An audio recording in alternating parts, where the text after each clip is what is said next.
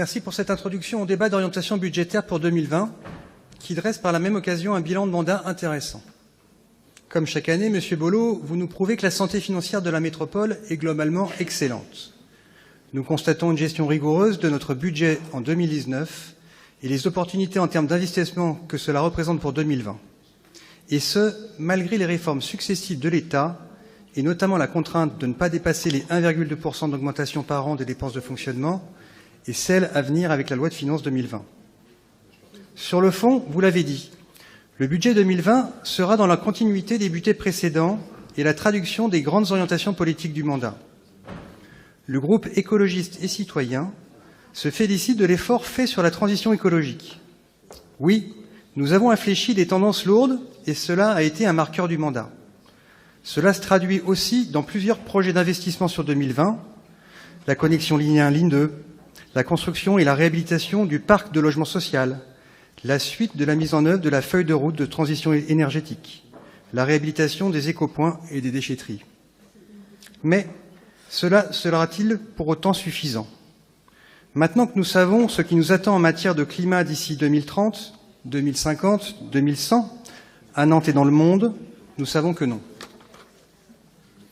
Des investissements conséquents sont à saluer pour l'aménagement de la cohésion sociale, notamment avec les programmes de réhabilitation des quartiers prioritaires en lien avec l'ANRU, dont nous avons parlé longuement lors de conseils précédents. Mais il n'était pas nécessaire d'inscrire explicitement la vidéosurveillance comme un marqueur de cohésion sociale. Nous sommes contre cette approche de la sécurité et nous voterons évidemment contre la trentaine de caméras supplémentaires annoncées pour 2020. Concernant la politique métropolitaine de développement économique et d'attractivité, vous connaissez nos positions.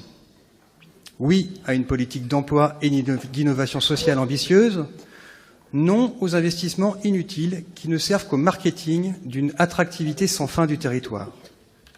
Face à l'urgence écologique et sociale, il est temps de s'interroger sur la pertinence de tels crédits. Enfin, nous sommes bien obligés de constater un décalage et des incohérences entre ces grandes orientations et une certaine réalité de terrain sur certaines politiques publiques. Par exemple, nous mettons des millions pour la réhabilitation des quartiers politiques de la ville avec l'ANRU, mais les moyens alloués au maillage social et à la solidarité de proximité ne suivent pas. Nous investissons sur les transports en commun, mais nous continuons à construire des parkings inutiles au centre-ville. Nous avons une politique de développement économique et d'emploi efficace d'un point de vue macroéconomique, mais l'indice du taux de chômage des quartiers politiques de la ville est toujours 2 fois plus fort et les écarts continuent à se creuser. Vous l'avez dit, le budget 2020 sera dans la continuité des autres budgets du mandat. Comme les budgets précédents, il témoignera d'une bonne santé financière et ira globalement dans le bon sens. Mais aujourd'hui, faire dans la continuité, ce n'est plus suffisant. D'abord parce que la bonne santé de la collectivité ne bénéficie pas à tout le monde sur la métropole et que cela ne va pas en s'arrangeant. Force est de constater que cette continuité ne permet pas de combler les inégalités. Ensuite, parce que nous vivons la fin d'une époque, l'urgence écologique et sociale nous oblige à revoir nos priorités. Nous avons déjà évoqué des pistes de réorientation budgétaire ici en Conseil et je ne ferai qu'en répéter quelques-unes. Allouer 1% du budget global pour les personnes sans abri et en grande précarité. Augmenter significativement le budget d'investissement alloué au vélo, actuellement clairement insuffisant pour financer les infrastructures nécessaires.